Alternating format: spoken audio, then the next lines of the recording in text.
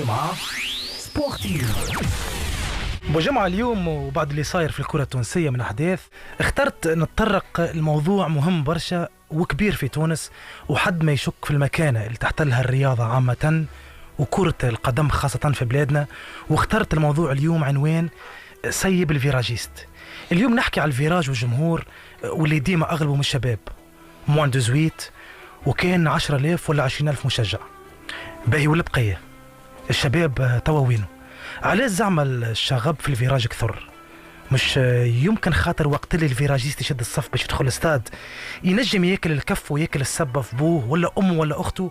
مش ينجم يكون فما شويه تشنج واستفزاز قبل الدخول الاستاد؟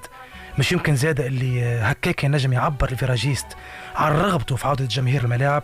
مش الشعب التونسي كان ينسى كل شيء كي يمشي يتفرج في ماتش، وكانت كيفاش باش تعدى الجمعه متاعه مربوطه بنتيجه ماتش نهار الاحد؟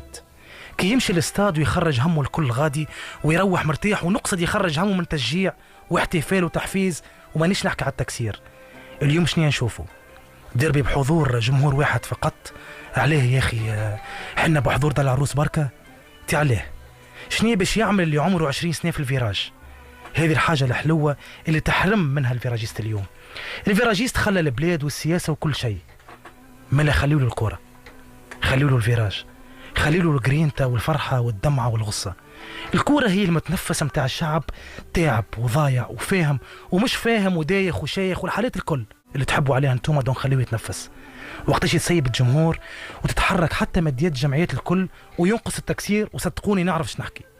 الفيراجيست عنده طاقه وعنده ميساج وعنده بوندرول وعنده دخله وعنده كراكاج وفلام وجو كورتنا. خلوا له الكوره والفيراج. ما نجموش نحكيو على كنف الميثاق الرياضي وقت اللي جمهور يشوف روحه عنده 200 مشجع والاخر ب 20,000.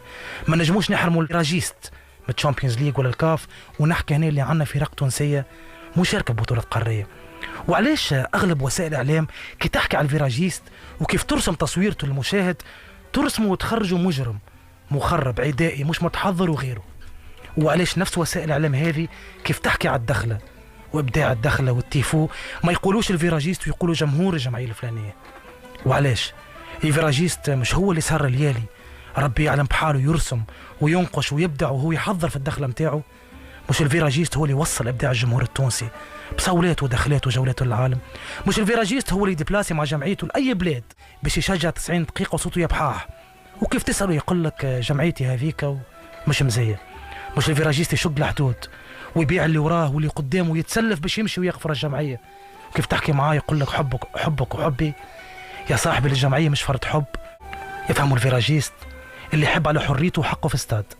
يفهموا الفيراجيست اللي ماشي يشجع ويدز مع جمعيته ويحب يروح لاباس.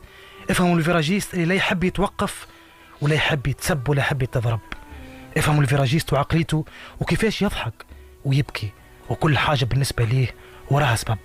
افهموا الفيراجيست وتنجم كورتنا ترجع، وينجم الفيراجيست يبدع وتولي كورتنا تمتع وهذا يشوت والاخر يوزع. افهموهم وفي الفيراج عندكم الكل ما تسمعوا. افهموا المهبول بحب الجمعيه. الفيراجيست راهو يلي تسمع فيا كيفي وكيفك مثقف متربي ولد عائله وانسان يطمح، لكن وقت اللي جمعيه تكور الفيراجيست ما ترى منه كان صوت والجرينتا اللي عنده وحتى سكور اللي في السبوره ما يعني شيء. سيبوا الجمهور، خليوا الفيراجيست يعيش حكايته وعشقه باسلوبه وفنه وابداعه. خليوا الفيراجيست يتنفس خاطر غرامه وحلمه وحياته في الفيراج. بوجمعة سبورتيف.